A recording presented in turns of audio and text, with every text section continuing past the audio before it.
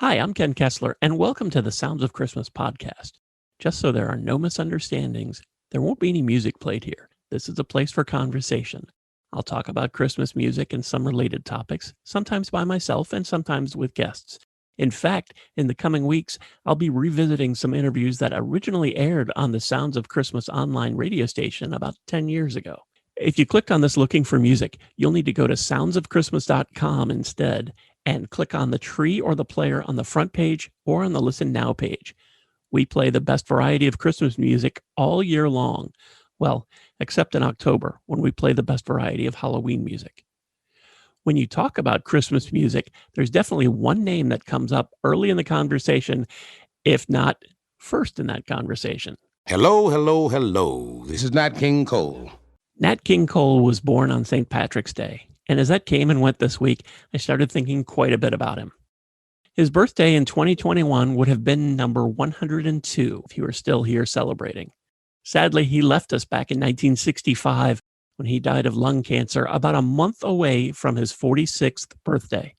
He recorded over 100 songs that made it onto the charts, which is even more amazing when you realize that almost all of that occurred over a period of 20 years. He was awarded a Lifetime Achievement Grammy in 1990, was featured on a United States postage stamp in 1994, and was even inducted into the Rock and Roll Hall of Fame in 2000. Nat King Cole was also the first black entertainer to host a television show. His Nat King Cole show lasted 2 seasons and over 40 episodes in the mid-1950s. He also had a TV special, An Evening with Nat King Cole, that aired in the U.S. in 1963 and also in the UK on the BBC. I could go on for quite a while talking about his amazing achievements, but since this podcast is about Christmas music, let's just talk about that. The King Cole Trio were the first to record Mel Torme's song, The Christmas Song. That happened in June of 1946. He re-recorded it a few months later, and that second recording became the single. It reached number 3 on the pop and the R&B charts. That version would hit the charts again several more times before he recorded a new version in 1953. That version hit the charts 2 or 3 times before he recorded one more version in 1961. That version was recorded in stereo, and it's the one we have heard most often and continue to hear in the 21st century. That version, by the way, has hit the charts 6 times just in the last 10 years. That very first recording, the one he made in June of 1946, wasn't actually released for over 40 years.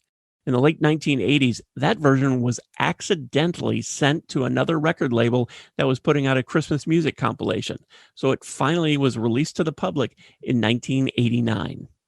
If you've ever heard Nat King Cole's The Christmas Song and thought it sounded a little different than the one you're used to or the one you have, all those versions are probably the reason why. Of course, that's not the only Christmas music that Nat King Cole recorded. He recorded several Christmas songs, including The Little Christmas Tree and All I Want for Christmas Is My 2 Front Teeth with the King Cole Trio. He also had other Christmas songs hit the charts, like Frosty the Snowman and Take Me Back to Toyland. In 1960, he released his only Christmas album called The Magic of Christmas. And while it contained 14 songs, none of the songs I've already mentioned were on it.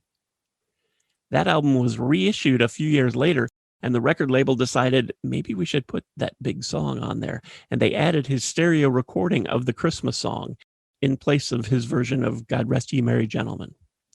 That re-released version became the best-selling Christmas album of the 1960s, selling over 6 million copies.